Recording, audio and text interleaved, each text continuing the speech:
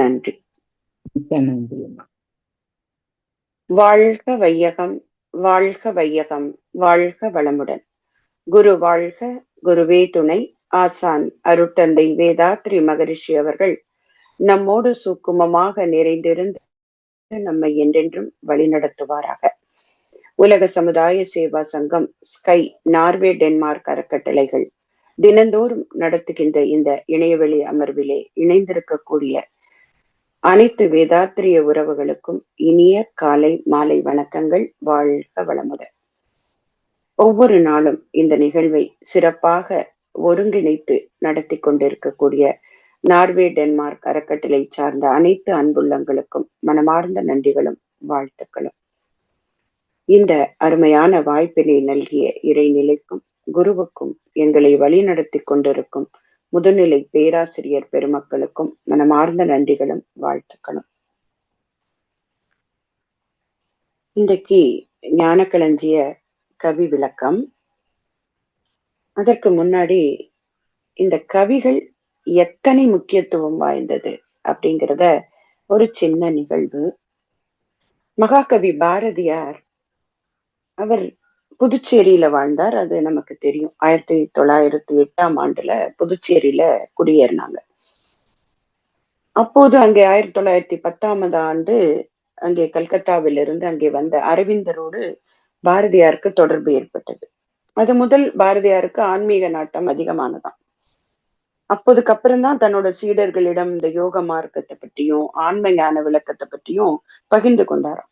அவர் அங்கே இருக்கும்போது அவர் ஒரு இந்த ஹிந்து பத்திரிகை படிக்கிறதுக்காக ஒரு தன்னுடைய நண்பர் ஒருவர் வீட்டுக்கு போவார்.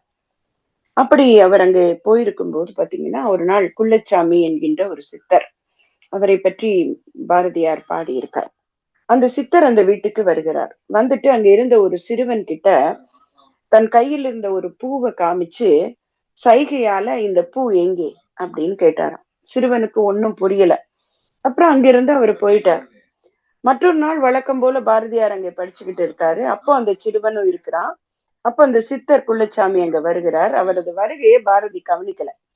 இந்த முறையும் குள்ளச்சாமி அந்த சிறுவன் கிட்ட அந்த மலரை சுட்டி காட்டிட்டு தன்னுடைய கரத்தை பாரதியார் பக்கம் காமிச்சு, பாரதி தான் இந்த மலர் தான் பாரதி அப்படின்னு அந்த சிறுவனுக்கு சைகையால புரிய வைத்தாராம்.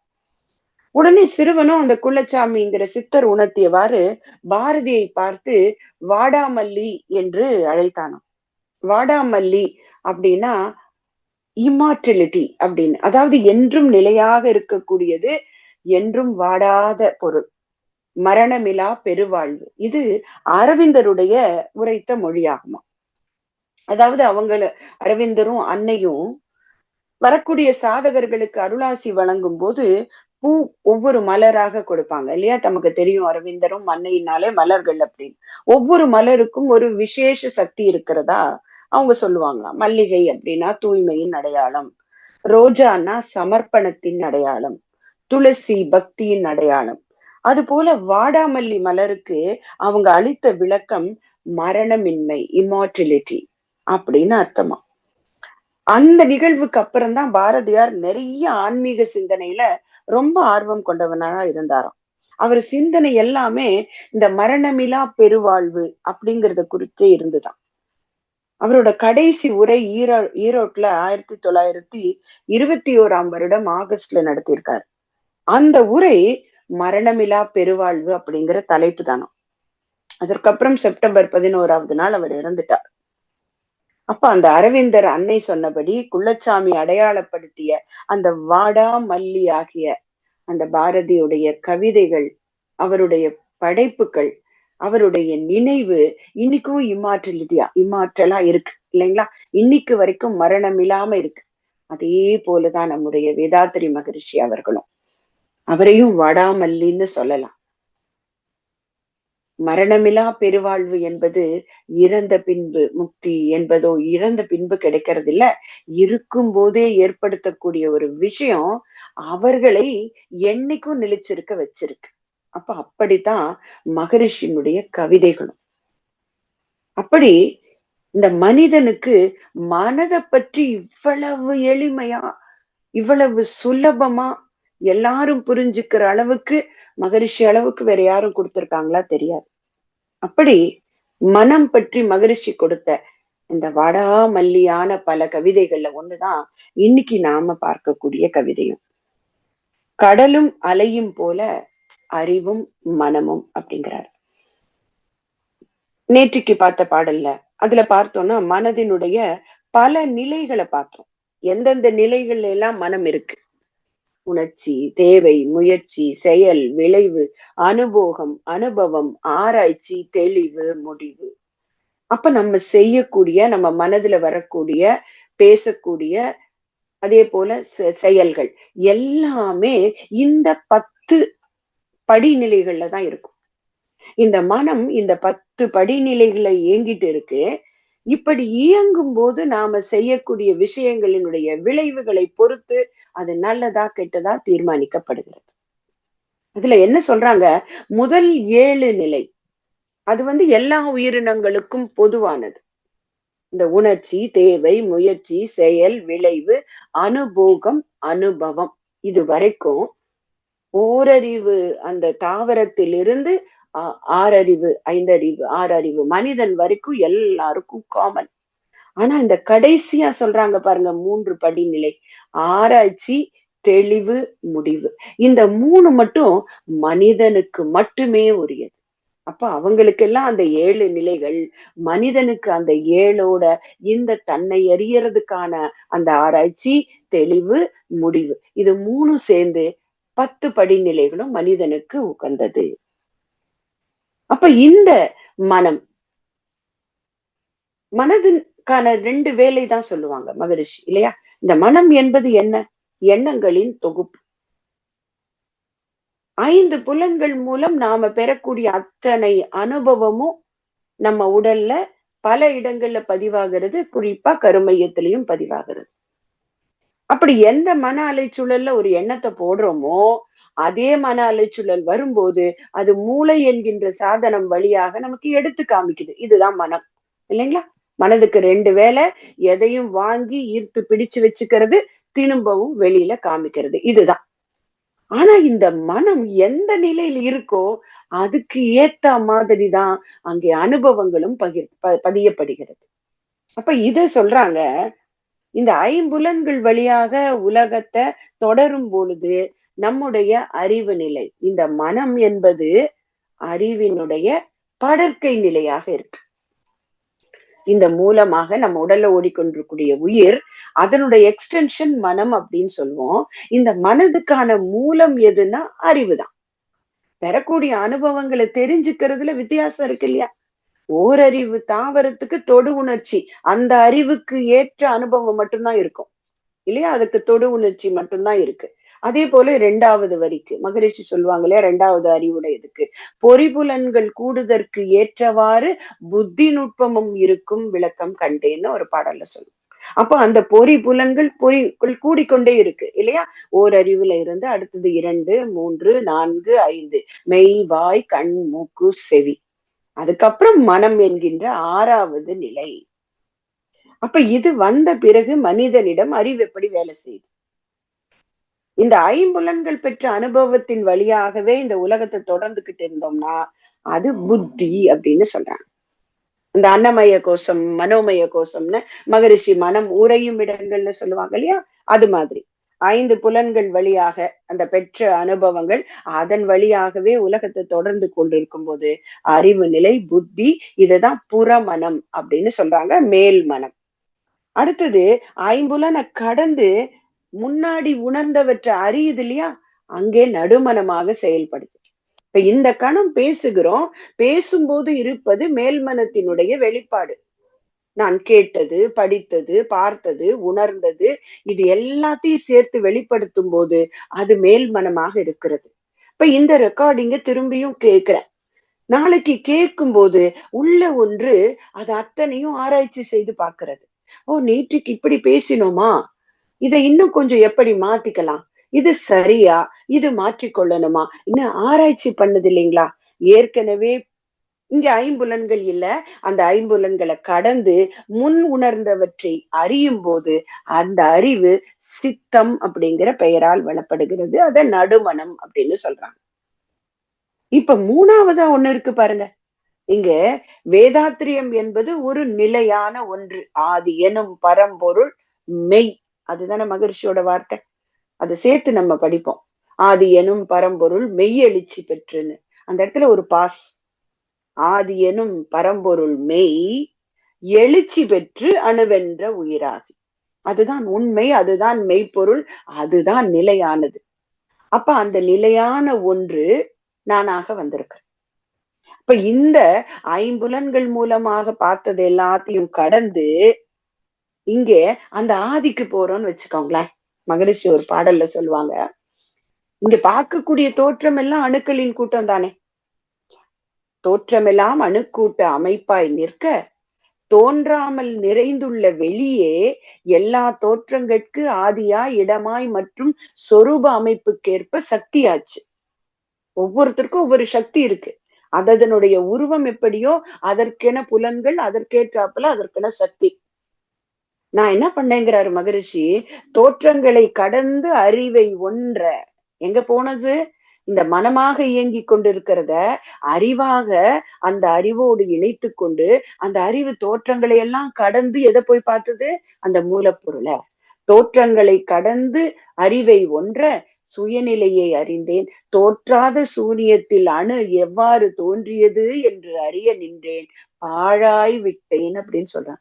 இங்க நம்ம சாதாரண வழக்குல ஒரு வார்த்தை சொல்றோம்ல, பாழா போயிட்டோம் அப்படின்னா அத ஏதோ தவறான வீணா போயிட்டேன், நான் பிரயோஜனம் இல்லாம போயிட்டேன் அப்படின்னு நினைச்சுக்கிறோமே அல்ல.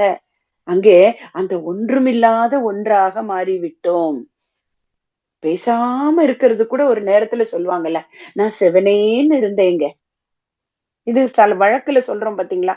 அங்கே சிவனேன்னு இருக்கிறது என்ன? நான் இறைநிலைதான் என்றத தன்னையும் மறவாது ஒன்றையும் நினையாது இருந்தேன்.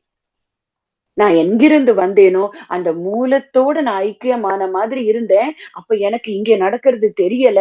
அப்ப என்ன உசுப்பி எழுப்புறாங்க. என்ன? நான் சிவனேன்னு இருந்தேனே, என்ன வந்து ஏன் கூப்பிட்டீங்க?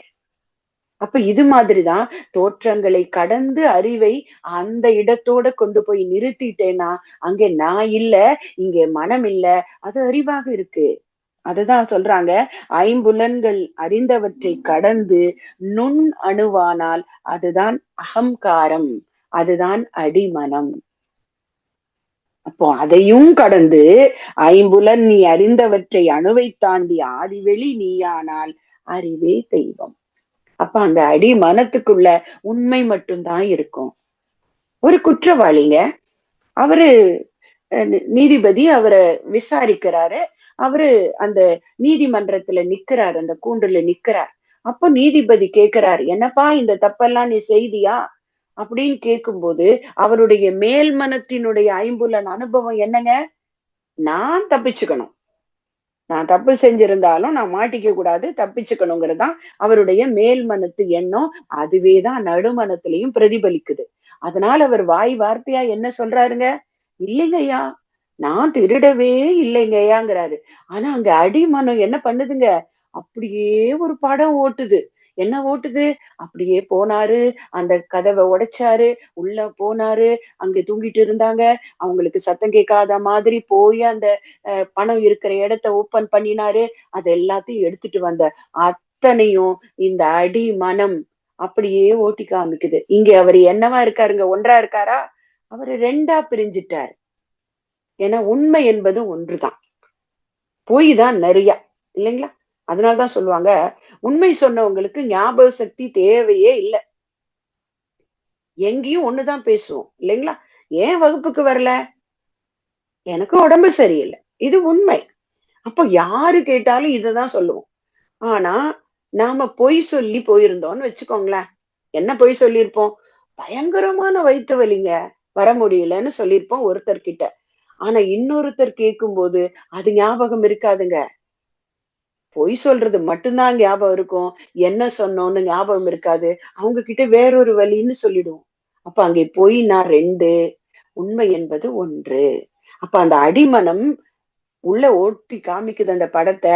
அப்ப அங்கே ஒருவரே 2 ஸ்பிளிட் பர்சனாலிட்டி ஆயிட்டார். அதனால்தான் மகரிஷி என்ன சொல்றாங்க, எண்ணம், சொல், செயல் 3ம் ஒன்றுக்கொன்று முரண்படக்கூடாது.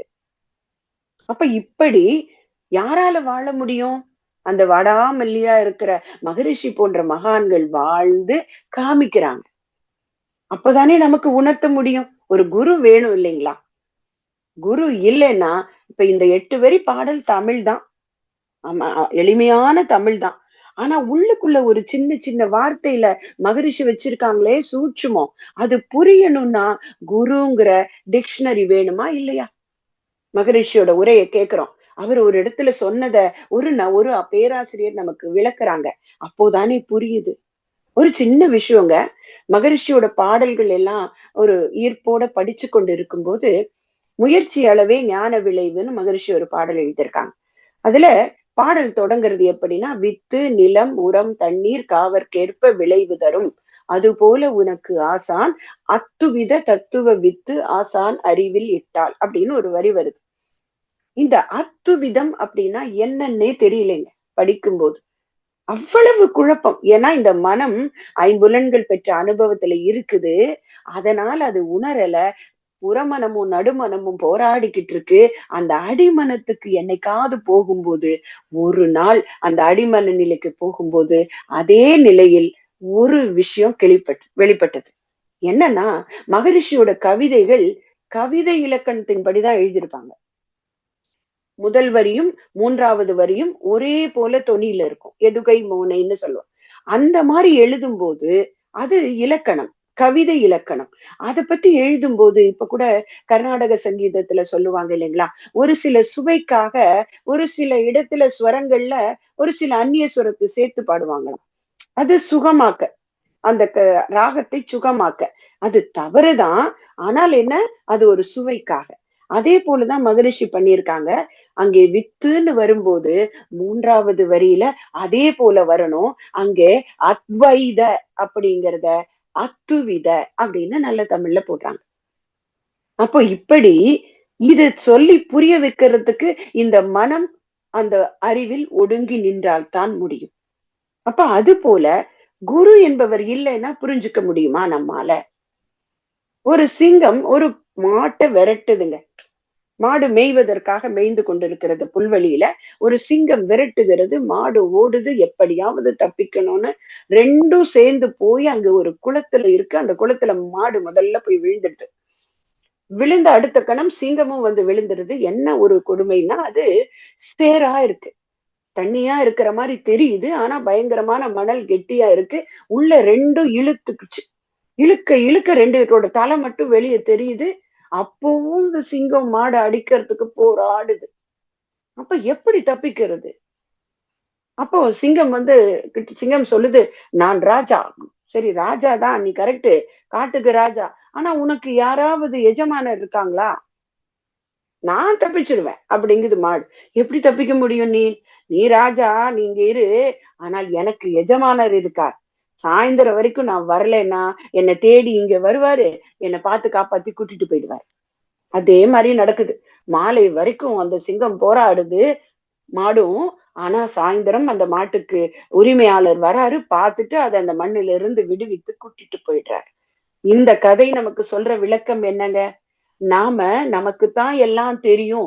நான் எல்லாவற்றையும் கற்றுக்கொண்டவேன் என்ற அகங்காரத்தில் இருக்கும்போது, இந்த இடத்துல அகங்காரம் 2 பொருள்படுது. தன்முனைப்பு அப்படிங்கிற வார்த்தையா இத சொல்லலாம். அந்த தன்முனைப்பில் இருக்கும்போது பல சிக்கல்கள்ல இருந்து வெளியில வர முடியாது.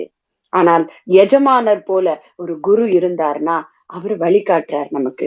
நம்மை கைப்பிடிச்சு கூட்டிட்டு போயி, நம்மை சிக்கல்கள்ல இருந்து விடுவிக்கிறார். அப்படி விடுவிக்கிறதுக்கான வழி சொல்லி தரும்போது, அந்த வழிய பின்பற்றினால் தான் சிக்கல்ல இருந்து வெளில வர முடியும். இல்லையா? ஒருவருக்கு பசிக்கிறது, அவருக்கு உணவு கொடுப்பதை விட, மீன் கொடுப்பதை விட மீன் பிடிக்க கற்றுக் கொடுக்கணும்னு ஒரு பொன்மொழி இருக்கு. இப்ப மகரிஷி கூட நமக்கு அததான் கொடுத்திருக்கார். இல்லைங்களா? மீன் கொடுக்கல. மீன் பிடிப்பதற்கான வழிமுறைய சொல்லிக் குடுத்துட்டாரு. நம்முடைய பசிக்கு நாம தான் சாப்பிட்டாகணும். அப்போ இந்த மனம் பல விஷயத்துல மாட்டிக்குது, முழிக்கிறோம், வெளிய வர வழி தெரியல, சிக்கல்ல மாட்டிக்கிட்டு திக்கு திணறோம். உய்யும் வகை தேடி உள்ளம் உருகி நின்றேன். மகரிஷி எழுதுறாங்க இல்லையா? உயர் ஞான தீட்சையினால் உள்ளொடுங்கி மெய்யுணர்வு என்ற பெரும்பதம் அடைந்தேன். சரி, பெரும்பதம் அடைஞ்சு விட்டு உடனே எல்லாம் வரல. அடுத்த வரி என்ன கொடுக்குறாங்க? மேல்நிலையில் மனம் நிலைத்து நிற்க நிற்க அங்கேயே இருக்கணும். திரும்பி இறங்கினோம், வழுக்கி புறமனம் நடுமனம் பெற்ற அனுபவத்துல மயக்கி நம்மள அன்னமய கோஷத்துல கொண்டு போய் விட்டுரும். மேல்நிலையில் மனம் நிலைத்து நிற்க நிற்க ஐயுணர்வும் ஒன்றாகிய அறிவறிந்தேன். ஆசை என்ற வேகம் ஆராய்ச்சியாச்சு. செய்தொழில்களில் கடமை உணர்வு பெற்றேன். சிந்தனையில் ஆழ்ந்து பல விளக்கம் கண்டேன். எவ்வளவு விஷயம் பாருங்களேன். எங்க குரு கொடுத்த வழி. அப்ப அப்படித்தான் இன்னைக்கு இந்த மனமும் அது தன்னுடைய நிலையை விட்டு அந்த மூலத்துக்கு போனா எப்படி இருக்கிறது, மனமாக இருக்கும்போது அதனோட அசைவு எப்படி அப்படிங்கிறது தான் இந்த பாடல் சொல்லுது. ஆதி என்ற பிரம்மம் அறிவு அது. அதுதான் அந்த மூலமாக இருக்கக்கூடிய அந்த பேரறிவு. அது கடல் போல ஒன்று. அதிலிருந்து எழும் அலைகள் மனம் எண்ணங்கள். அந்த கடல் என்பது என்னைக்கும் இருக்கக்கூடியது, நிலையானது, இம்மாற்றலா இருக்கக்கூடியது. அந்த அறிவு, அந்த பேரறிவில் இருந்து வந்த மைக்ரோசம் சிற்றறிவு, அது இயங்குது மனமாக, அலையாக, எண்ணங்களாக. ஆனா அந்த அலை பார்த்திருக்கோம் இல்லைங்களா கடல்ல. அது என்ன பண்ணுங்க? எப்போதும் நான் என்னவோ எதையோ போய் சாதிக்க போறேன் அப்படின்னு அந்த கடல்ல இருந்து ஆக்ரோஷமா எழும்பி மேல வரும். ஆனா என்ன ஆகுங்க? திரும்பியும் அங்கதான் போகும். அப்போ பேதமுடன் அலைகளது விரிந்த போதும் பிரியாது கடலை விட்டு கடல் ஒன்றேனும். ஒரு கணமும் அலையும் கடலும் பிரியாது. ஆனா இந்த அலை மட்டும் என்ன பண்ணுதுங்க? நான் சாதிக்க போறேன்னு ரொம்ப வேக வேகமா போகுது. ஆனால் கடைசியில உள்ளதான் வரணும். அப்போ வாதமிடும் பல கோடி அலைகள் ஊடும் வலுவாது உள் நிறைந்து நின்று முடிவில் தன்னுள் நீதமுடன் ஐக்கியம் கொள் தன்மை போல நிலையில்லா மனம் அறிவில் ஒடுங்கி போகும். அசைவு வரும்போதுதான் அதிலிருந்து என்ன வச்சிருக்கிறோமோ அது வெளிப்படுது இல்லைங்களா? இப்ப நம்ம ஒரு கையில ஒரு காஃபி கப்பு வச்சிருக்கோங்க. அந்த கப்பு ஃபுல்லா காஃபி இருக்கு. அப்போ ஒருத்தர் வந்து நம்மள டக்குன்னு நம்ம மேல பட்டுறாங்க, நம்ம அசைஞ்சிடறோம். உடனே காஃபி கொட்டிடுது இல்லைங்களா? உடனே என்ன சொல்றோம்? எப்படிங்க கொட்டுச்சு? இவங்க என்னை வந்து அசைச்சாங்க, நான் கொட்டிட்டேன். அப்போ எது கொட்டியதுங்க? அசையும் போது உள்ளே என்ன பொருள் இருக்கோ அதுதான் வெளியே கொட்டும். இதே இது உள்ள டீ இருந்தா டீ கொட்டிடும், பால் இருந்தா பால் கொட்டிடும். அதே போலதான் இந்த மனத அசையாமல் இருக்கின்ற மனையத அசைக்கும் போது அதனோட அசைவை கழித்து கழித்து அமைதிக்கு வந்தா அங்க கிடைக்கக்கூடிய குணங்கள் தான் வெளிப்படும். அந்த அசைவை குறைக்கிறது தானே. அலையா போறோம், வேகமா அசையும் போது அது எப்படி போகுது, அதுவே கொஞ்சம் கொஞ்சமாக அசைவு கழிய கழிய அந்த நுரையெல்லாம் போயிடும். அப்படியே கற்பனை பண்ணி பாருங்களேன். ஒரு பீச்ல நிக்கிறோம், அங்க இருந்து அப்படி உயர்ந்து ஒரு அலை வருதுங்க. வரும்போது பயமா இருக்கு இல்லையா? நம்மை முழுங்கிடுமோன்னு பயமா இருக்கு. ஆனா கிட்ட வருது, வந்துட்டு அது கால அப்படியே பண்ணி காலு கீழ இருக்கக்கூடிய மண்ணெல்லாம் அப்படியே இழுத்துட்டு போகும். இப்ப புரியுதுங்களா? இந்த மனம் மட்டும் அசையறதுக்கு இடம் கொடுத்துட்டோம், நம்ம தள்ளி விட்டுடும். அப்ப அந்த அசைவு என்ன பண்ணும்? கீழ இருக்கிற மண்ணெல்லாம் உருவி நம்மள தடுமாற செய்யும். ஆனா நாம நிலையா நின்னோம் அப்படின்னா அது அப்படியே என்ன ஆகும்? கரைஞ்சு கொஞ்சம் கொஞ்சமா நுரைகள் வற்றி அப்படியே திரும்ப திரும்ப உள்ள போகும். இப்ப இப்படி உள்ள போறதுக்கு மகரிஷி கொடுத்த பயிற்சி தான் தவமும் தற்சோதனையும். இல்லைன்னா அலையாக எழும்புறோம், அசையும் போது உள்ள கோபம் இருக்கு, உள்ள வெறுப்பு இருக்கு, உள்ள தன்முனைப்பு இருக்கு, பயம் இருக்கு, இத்தனையும் வெளியே கொட்டுதுங்க. ஆனால் அசையாமல் அந்த கப்பை என்ன பண்றேன்? நான் மூலமா நினைச்சு பிடிச்சு கொள்ளும் போது அங்க அசைவு கழிகிறது. மனம் அமைதியா அந்த கடலுக்குள்ள போய் சேர்ந்த அலை போல மனம் அமைதி அடைகிறது. அறிவதனை கருவினிலே இணைத்து தவமாற்ற ஐம்புலனும் அமைதி பெறும் அருகுணமும் சீராம். இந்த மனத அறிவுல கொண்டு போய் இணைச்சு தவம் பண்ணும்போது ஐம்புலன்கள் அமைதி பெறும் அருகுணமும் சீராம். அறிவு தன் விழிப்பு நிலை பிறழாத தெளிவில் 5 பெரும் பழிச் செயல்கள் விளைய வழியேது. அந்த எழும்புறதுக்கான ஒரு சாத்தியக்கூறே இல்லாத மாதிரி மனத அமைதியாவே வச்சுக்கிட்டு இருந்தோம்னா, எங்கே 5 பெரும் பழிச் செயல்கள் நிகழும்? அறிவு தன் விழிப்பு நிலை பிறழாத தெளிவில் 5 பெரும் பழிச் செயல்கள் விளைய வழியேது. அறிவு மூலத்தில் ஒடுங்கி துரியம் நிற்க முன்வினை போகும். அறிவு மேலும் ஒடுங்கி துரியாதீதை நிலை நிற்க நிற்க ஆதியாம் மெய்ப்பொருளாம் அரும் பிறவி தொடரே. இந்த இடத்துல அரும் அப்படிங்கிறது பெரிய அப்படிங்கிற அர்த்தம் அல்ல, அருந்து போகும் பிறவி தொடர் அப்படின்னு மகரிஷி குறிப்பிடுறாங்க. சோ அந்த மாதிரி இந்த குருவினுடைய விஷயம் கிடைச்சதுன்னா தான், குரு கிட்ட இருக்கக்கூடியதை வாங்கி கொள்ளும் போதுதான் நாமும் அசைவை கழித்து நிலையாக முடியும். ஒரு கதையோட முடிக்கலாம். ஒரு முனிவர் தவம் செய்து கொண்டிருக்கிறார். அப்போ ஒரு இளைஞர் வந்து அவரை எழுப்புறார். என்ன கண்ணு தெரிஞ்சு கேட்ட உடனே, உங்ககிட்ட ஒரு விலை உயர்ந்த வைரம் இருக்கிறதாக எனக்கு ஒருத்தர் சொன்னாங்க அப்படின்னு சொல்லி கேட்கிறார். உடனே அவர் டக்குன்னு தன்னோட பையில இருந்த ஒரு வைரத்தை எடுத்து அவர் கையில கொடுத்துட்டார். கொடுத்துட்டு அவர் திரும்பவும் தியானத்துக்கு போயிட்டார். இதை எடுத்துக்கொண்டு அந்த இளைஞர் போறாரு. ஒரு நகை கடையில கேட்கிறாரு, பல இடங்கள்ல கேட்கிறாரு. எல்லாரும் சொல்றாங்க அவ்வளவு ஒரு தூய வைரம் இது, அவ்வளவு மதிப்புடையது, உனக்கு எவ்வளவு பொன் பொருள் கட்டிகள் இது தங்க கட்டிகள்லாம் வேணும்னாலும் நான் கொடுக்குறேன், இந்த வைரத்தை கொடுத்துடு அப்படின்னு கேக்குறாங்க. அவர் என்ன பண்றாரு, சத்தமில்லாம வந்து திரும்பவும் இந்த குரு ஞானி கிட்ட வரார். வந்துட்டு முன்னாடி அமைதியா உட்கார்ந்துறார். போன முறை எழுப்பினார், இந்த தடவை எழுப்பல. உட்கார்ந்து அவரும் கண்ணை மூடி தியானிக்க தொடங்குறார்.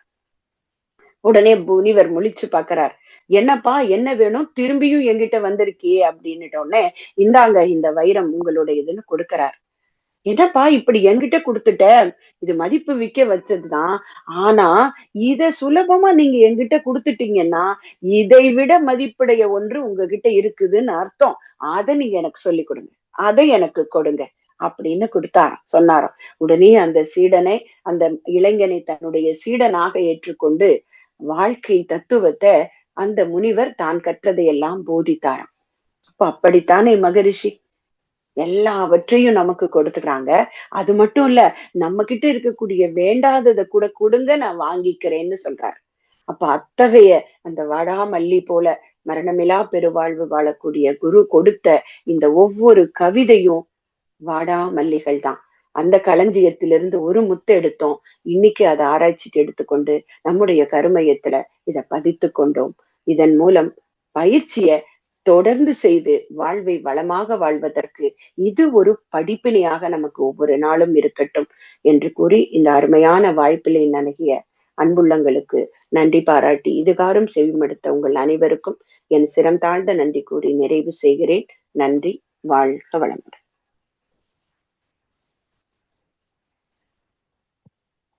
மிக்க நன்றி கோதையம்மா. மிகவும் சிறப்பான ஒரு